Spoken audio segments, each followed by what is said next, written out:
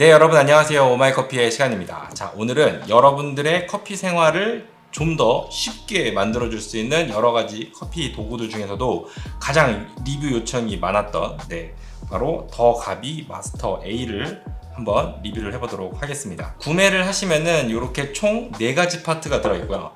2개는 이렇게 조립을 해갖고 드리퍼로 활용을 하시면 되고, 나머지 2개는 마찬가지로 이렇게 조립을 해서 물을 고르게 분사를 시켜주는 장치로 사용을 할 수가 있습니다. 드리퍼 자체는 그렇게 특별할 거는 없어요. 근데 요 물을 분사해주는 요 파트 같은 경우에는 굉장히 생각을 많이 하고 만든 티가 납니다. 시중에 특히 요즘에 물을 조금 고르게 분사를 시켜주는 그런 기구들은 좀 많이들 나와 있거든요. 근데 고르게 분사는 시켜주지만 물을 부어주는 속도 자체는 어쩔 수 없이 사람이 컨트롤을 해야 되거든요.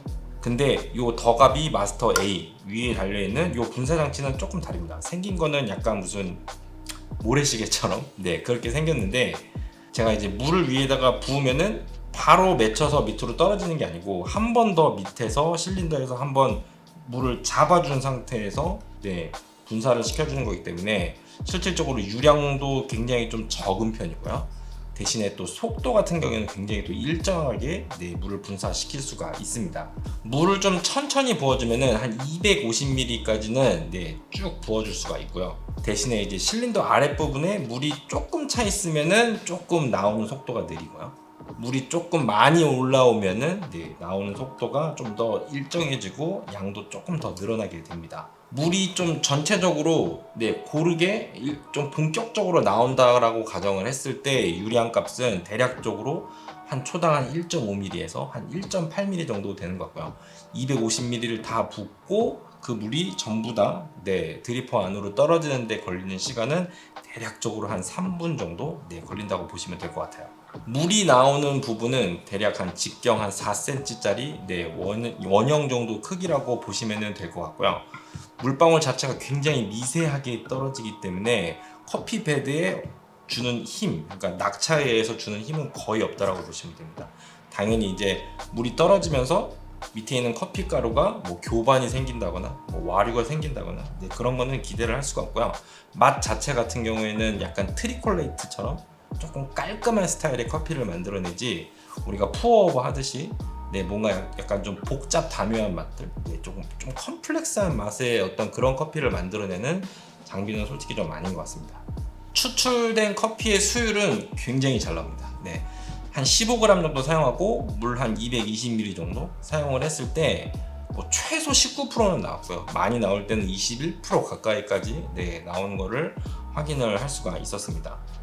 이렇게 이제 높은 수율이 나올 수 있는 이유는 2가지 정도로 요약을 할 수 있는데, 첫 번째는 물이 떨어지는 면적이 그래도 꽤 넓은 편이죠.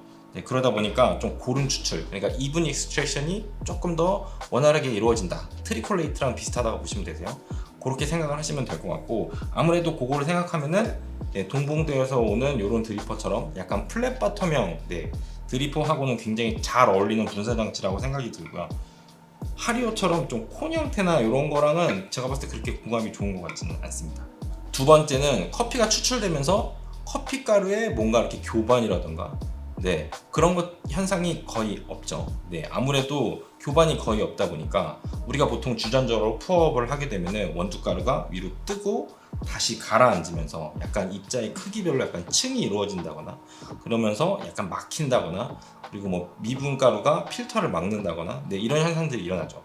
그래서 보통 보면은 플랫 바텀의 형태를 갖고 푸어업을 하게 되면은 후반부에 추출이 좀 많이 느려지는 경향이 있는데, 얘 같은 경우에는 그런 일이 없습니다. 애시당초 와류가 없기 때문에 추출 흐름은 굉장히 처음부터 끝까지 일정하고 빠른 편이다, 이렇게 보시면 될 것 같아요.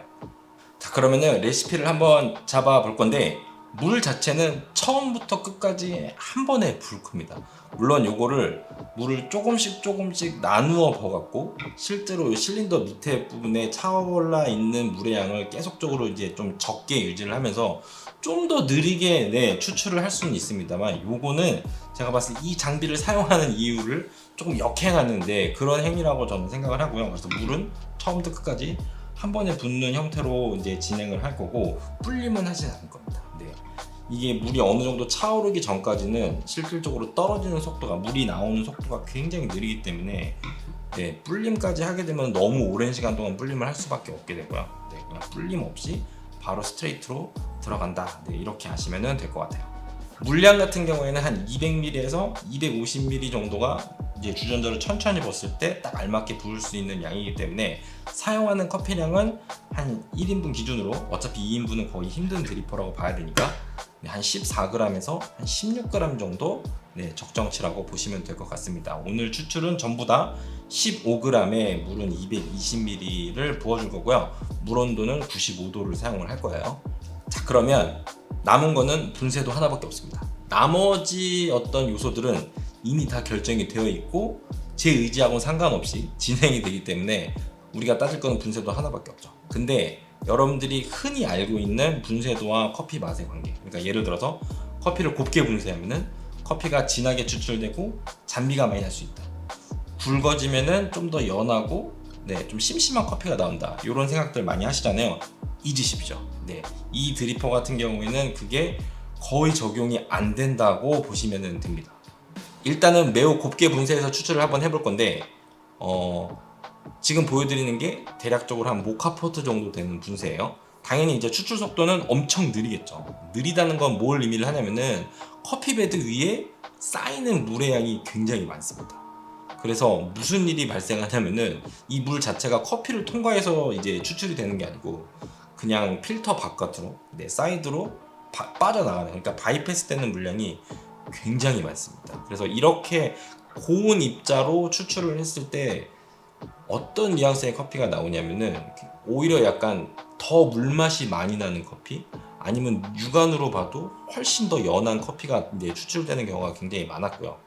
트리콜레이트하고는 완전히 다릅니다. 트리콜레이트 같은 경우에는 바이패스 되는 걸 원천 봉쇄하고 대신에 추출 시간이 늘어나는 거를 그냥 감수하면서 추출을 하는 거잖아요. 요거 같은 경우에는 추출 시간 자체는 그렇게 오래 걸리지는 않습니다. 트리콜레이트만큼 오래 걸리지는 않아요.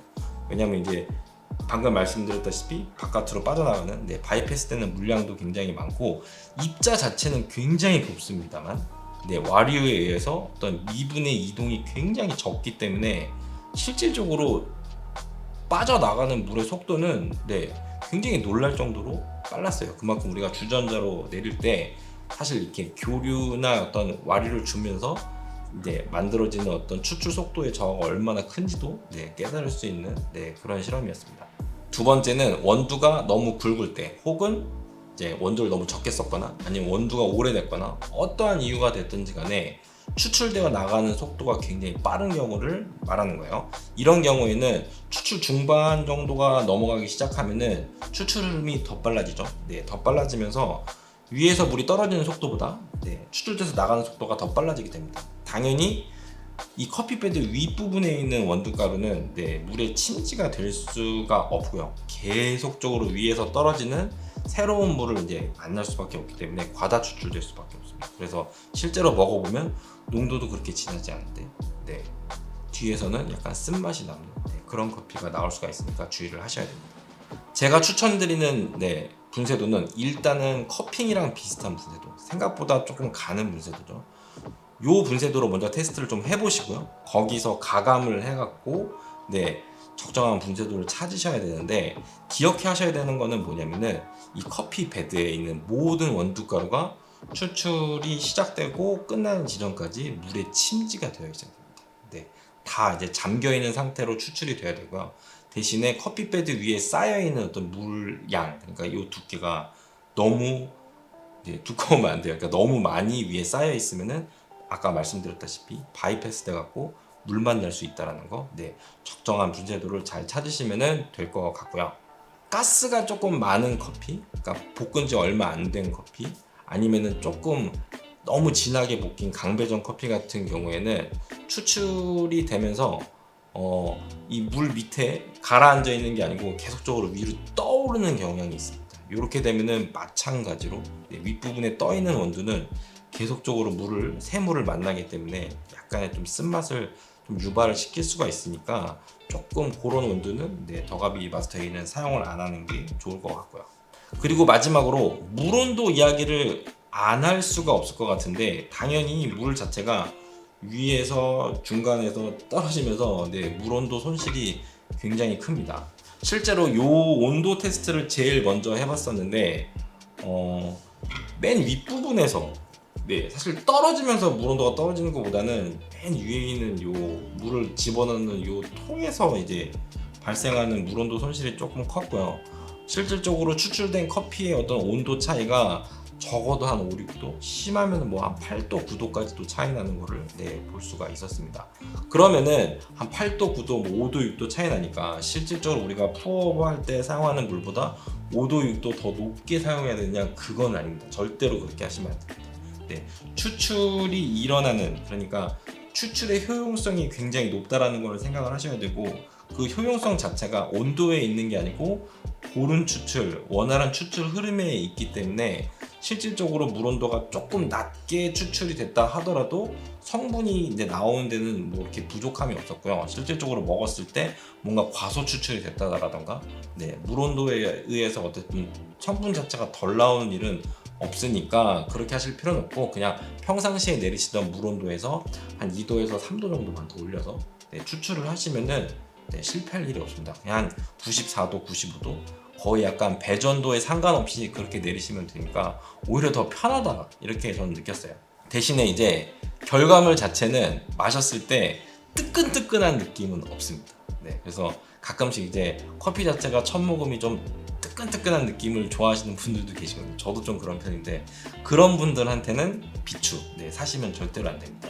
오히려 약간 첫 모금은 그냥 맛의 어떤 디테일을 잘 느끼기에는 굉장히 좋은 온도, 한 70도 초반 정도 되거든요. 좋은데 그렇게 뜨겁다라는 느낌은 많이 없더라고요. 마지막으로 요 물 분사 장치 같은 경우에는 동봉되어 있는 요 드리퍼 말고 다양하게 얹어서 사용을 할 수가 있습니다. 근데 아까 말씀드렸다시피 콘 형태, 하리오 같은 거는 정말 비추고요.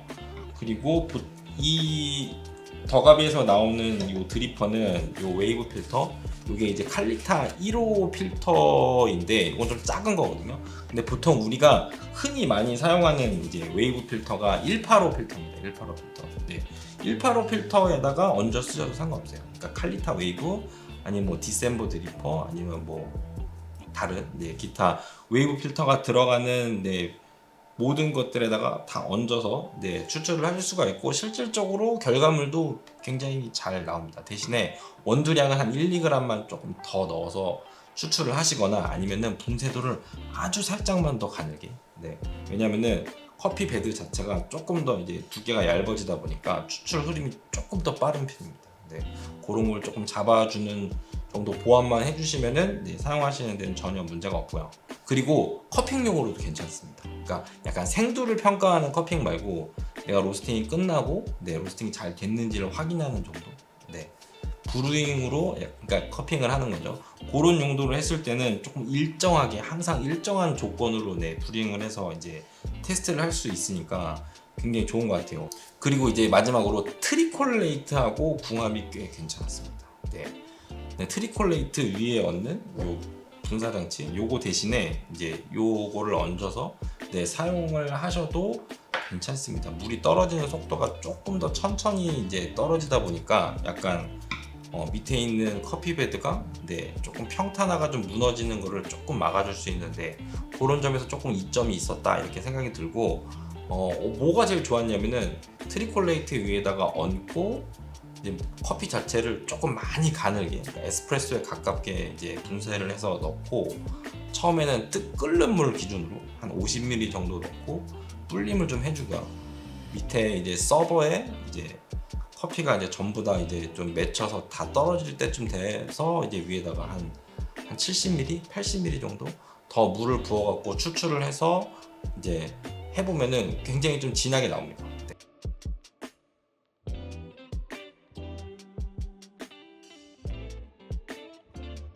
에스프레소까지는 아니더라도 그래도 카페 오레 같은 거 만들어 먹기에는 충분한 어떤 그런 추출도 굉장히 손쉽게 할 수 있거든요.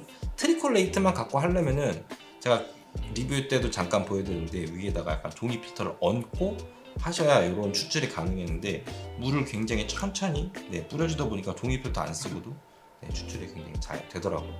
아무튼 요거를 리뷰를 조금 해봤고 그렇게 크게 기대 안 했는데 생각보다 괜찮아서 굉장히 놀랐습니다. 대신에 분쇄도는 잘 찾으셔야 돼요. 분쇄도를 잘못 찾으면 거의 100% 실패다 이렇게 보시면 될 것 같습니다. 오늘 여기까지고요. 내용이 도움이 되셨다면 구독, 좋아요 잊지 말고 눌러주시고 다음에 더 좋은 내용으로 찾아뵙도록 하겠습니다. 안녕히 계세요.